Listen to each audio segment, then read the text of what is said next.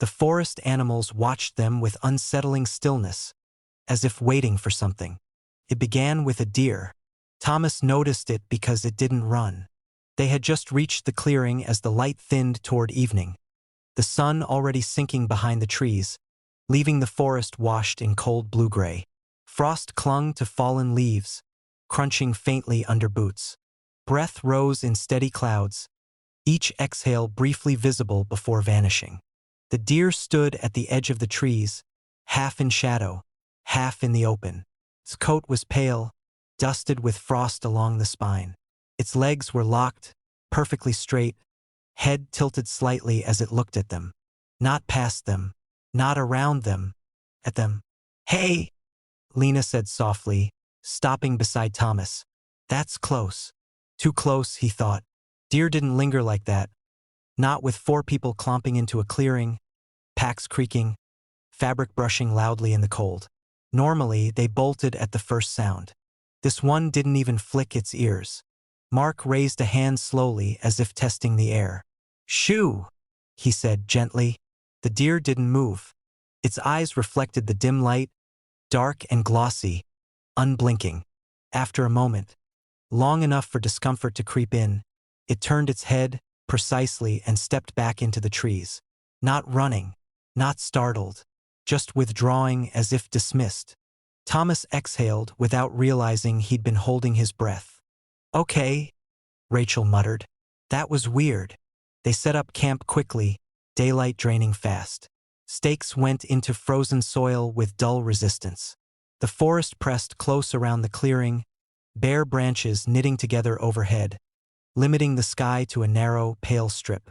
Wind stirred high above them but never reached the ground. Down here, the air felt sealed. By the time the fire was going, full night had settled. That was when Thomas noticed the squirrels. 3 of them sat on a fallen log just beyond the firelight, tails curled tight against their bodies. They didn't chatter. They didn't dart or twitch. They sat in a neat line, facing the clearing. Watching, Rachel followed his gaze and frowned. "Are they real?" Mark gave a short laugh. "Of course they're real. Then why aren't they moving?" As if responding to being noticed, one squirrel shifted, just slightly adjusting its paws, then going perfectly still again. Lena wrapped her arms tighter around herself. "I don't like this." Thomas told himself animals did strange things sometimes. Cold affected behavior, hunger, seasonal changes. None of it explained the stillness, though. Not the way every small creature seemed to hold itself as if waiting for instruction. Later, while gathering more wood, Thomas spotted a fox. It stood between 2 trees, body angled sideways, head turned fully toward him. Its fur looked almost silver in the moonlight, eyes bright and reflective. Thomas froze, heart thudding. The fox didn't move. Not even when he shifted his weight. Not when a branch cracked under his boot. It stared, patient and intent. Then slowly it sat down. Thomas backed away, skin prickling, and returned to the fire without the extra wood. He didn't mention the fox. He didn't need to. Rachel was already staring past the fire, her face pale. "There are birds," she whispered. They looked up. The branches above them were lined with shapes. Small, dark silhouettes perched shoulder to shoulder. Crows, maybe, or something similar. Dozens of them, completely silent, heads angled downward. No cawing, no wing beats, just watching. The fire crackled loudly in the quiet, the sound suddenly intrusive. Wrong. Sparks rose and vanished. The heat felt thin, insufficient. Mark stood abruptly. "That's it. We're leaving at first light." No one argued. Sleep came poorly. Thomas lay awake in his tent, listening to the sound of his own breathing, to the faint rustle of fabric as someone shifted nearby. The forest offered nothing in return. No night insects, no distant calls. Silence pressed in so hard it felt physical. At some point, he realized the silence wasn't empty. It was crowded. When dawn finally came, it was weak and colorless. Frost thickened overnight, whitening the clearing. Thomas unzipped the tent and stepped out, cold biting instantly through his boots. The animals were closer. Deer now stood on the far side of the clearing, 3 of them, arranged in a loose arc. A rabbit sat near a tree stump, unmoving. The birds remained overhead, silent witnesses. Even smaller shapes dotted the forest floor at the edge of sight. Mice, maybe, or voles, their tiny forms perfectly still against the frost. Every eye faced inward. Rachel let out a shaky breath. They weren't this close last night. Lena nodded. They're adjusting. Thomas felt a creeping pressure behind his eyes, a sense of being aligned with something larger than himself. The animals weren't reacting to them. They were synchronizing. They packed quickly, movements stiff and clumsy. Zippers sounded too loud. Packs thudded against frozen ground. The animals didn't scatter. As they shouldered their gear and stepped toward the trail, the deer moved. Not away. They shifted laterally, closing the gap between trees, subtly narrowing the exit from the clearing. The rabbit hopped once, stopping precisely where the space had been widest. Mark swore under his breath. They're blocking us. Not blocking, Thomas said quietly. Marking. The word felt right. They changed direction, skirting the clearing instead. The animals adjusted again, movements smooth and minimal, each creature taking just enough steps to maintain its position relative to the group. No panic, no aggression, coordination. The forest itself felt closer now, trunks pressing in, shadows deepening where they shouldn't. Thomas became acutely aware of the rhythm of his own steps, the way breath fogged and cleared, like a signal. They walked faster. The animals followed, not trailing, not surrounding, but pacing, always present in peripheral vision. A fox kept parallel through the trees. Deer matched their speed. Birds lifted silently and resettled ahead, perching and waiting. It became clear they were being guided toward what Thomas couldn't tell. The trail never appeared. Instead, the forest subtly changed. Trees thinning, then thickening again, the ground sloping gently downward. The light dimmed, not with clouds, but as if absorbed by bark and shadow. Eventually, they reached another clearing. This one felt older. The ground was bare, darker, as if frost refused to settle there. The animals stopped at the edge, forming a wide ring. None crossed into the center. They waited. Thomas's heart hammered. We shouldn't. A sound cut through the silence. Not a roar, not a cry. A low, resonant exhale, felt more than heard, like breath drawn deep through the forest itself. The animals responded instantly, heads lowered, bodies stilled further, as if bracing. Thomas understood then, not fully, not logically, but enough to feel sick with it, that the animals weren't watching them. They were watching with them, waiting, as the forest had been waiting all along, for whatever was about to step forward and finally begin. A strange humming vibrated through the ground beneath their sleeping bags. It started as a subtle pulse.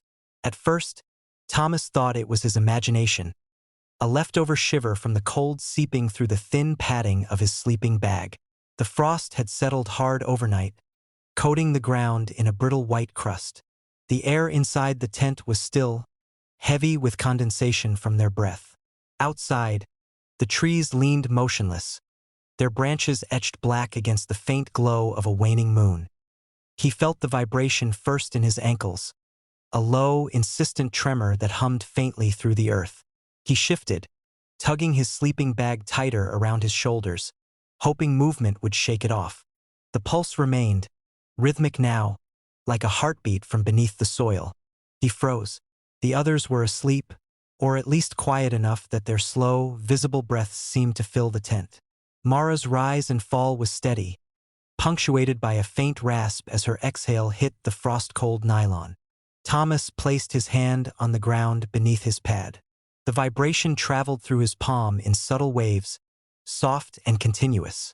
At first, he told himself it was just the wind, transmitted through the hard-packed earth.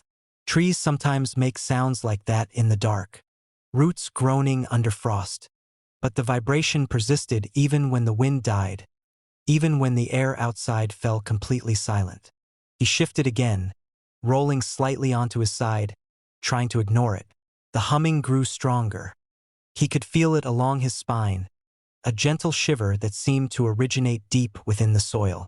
His heartbeat quickened in response, his chest tight, each inhale visible in the faint condensation inside the tent. "Thomas!" Mara's voice was low, curious, not fully awake. He didn't answer. He didn't want to. The vibration had intensified, no longer subtle. A low frequency thrumming now, steady, as if the ground beneath him had found a rhythm. He pressed his fingers against the frost-hardened earth, noticing a faint warmth beneath the pad. The pulse seemed to move directional, as though it had a source somewhere under the slope they had chosen for camp. He looked around at the other sleeping bags. Jonah stirred, eyes half open. "Do you feel that?" he whispered. Mara had sat up, shoulders tense, breath fogging in the cold air. "It's just the earth," she said, though her voice wavered. "Probably shifting frost or—" "No," Thomas said softly. "It's not frost. It's intentional." The low humming grew louder with each passing minute. It no longer traveled evenly across the tent floor. It seemed to migrate, pulses rolling from one side to the other. Thomas could feel a slight lift in the pad beneath him, subtle but undeniable, as if the earth itself were testing the boundaries of their presence. They stayed silent, listening. Frost crackled softly as the vibration spread. Outside the tent, Thomas could hear the delicate scrape of ice against wood where branches leaned toward one another. The sound merged with the hum, amplifying it, giving it weight. Jonah's hand brushed against the floor, fingers trembling. It's moving. "Look," he said, pointing. Thomas focused. The frost under the pads rippled faintly, subtle undulations that seemed to trace concentric patterns around the center of the clearing. The vibration was no longer merely beneath them. It was shaping the ground itself, sculpting tiny waves across the frost like a signal etched into the soil. What is it?" Mara asked, her voice small. Thomas didn't answer. He couldn't. Each pulse now carried intent. It wasn't random, wasn't natural, wasn't mechanical. It seemed to adjust itself in response to them. He flexed his fingers against the floor. The vibration shifted, subtle but perceptible, like a hand responding beneath his own. They remained still. Breath fogged the interior of the tent. Every exhale seemed amplified, each inhale a small intrusion into the vibration's rhythm. The earth beneath them was alive in a way that demanded attention. The humming deepened. It became layered, a low bass undercurrent with a faint, higher harmonic. It was directional. Thomas could feel it concentrating beneath his torso, then flowing toward Jonah, then toward Mara. They tried to shift positions, but the vibration followed, adjusting its pulse to keep them aligned. Jonah finally spoke, voice hoarse. "It's not under us. It's for us." The words landed in the stillness. Thomas understood immediately. Every subtle tremor, every undulating wave, every low-frequency hum was a signal addressed to them. Not the forest, not the soil, them. The air grew thinner. Thomas could taste frost on his tongue, sharp and metallic. Outside the tent, the trees leaned slightly, as if observing their reactions, shadows thickening unnaturally. The moonlight cast rigid, elongated lines across the frost, and in that light, the undulations of the ground beneath their pads became almost imperceptible waves, flowing outward like concentric ripples in a pond. He tried to rise, to step outside and examine it. The vibration shifted, stronger now, latching onto his body, anchoring him. Every movement he attempted was met with a new pulse, precise, calibrated. The earth seemed to respond to his intent before he could act. "Stop," Mara whispered, voice trembling. "Don't move. Just don't move." They obeyed. The vibration shifted, pulling toward them individually, then together, then away, a dance beneath the frost. Thomas pressed his palms harder against the pad, feeling the rhythm deepen, a cadence too precise for natural phenomena. He could feel the earth itself humming in a language he couldn't comprehend, a communication delivered through low-frequency resonance, through pressure and warmth and vibration. Minutes or hours passed indistinctly. The hum became a steady thrum, omnipresent yet directional, threaded into every pulse of the forest. Each exhale, each tremor of frost beneath boots, each scrape of nylon on metal was acknowledged in its rhythm. It was patient. It was aware. Thomas realized with a chill that it had never been under them at all. The ground wasn't vibrating beneath their sleeping bags. It was vibrating for them. A signal, pattern, a message. No one spoke. No one moved. Each waited, rooted in the trembling earth, synchronized with something ancient and unseen. The low hum continued. They could not leave. Not yet. Not while the earth was speaking. And as dawn's pale light began to edge through the trees, Thomas understood that they were no longer observers. They had become participants in a cadence older than memory, a rhythm that had been waiting, patient and precise, for their presence. The vibration pulsed stronger beneath them, steady and insistent, as if the ground had remembered them long before they arrived, and was now simply greeting them. The forest exhaled around them, and the earth continued to hum,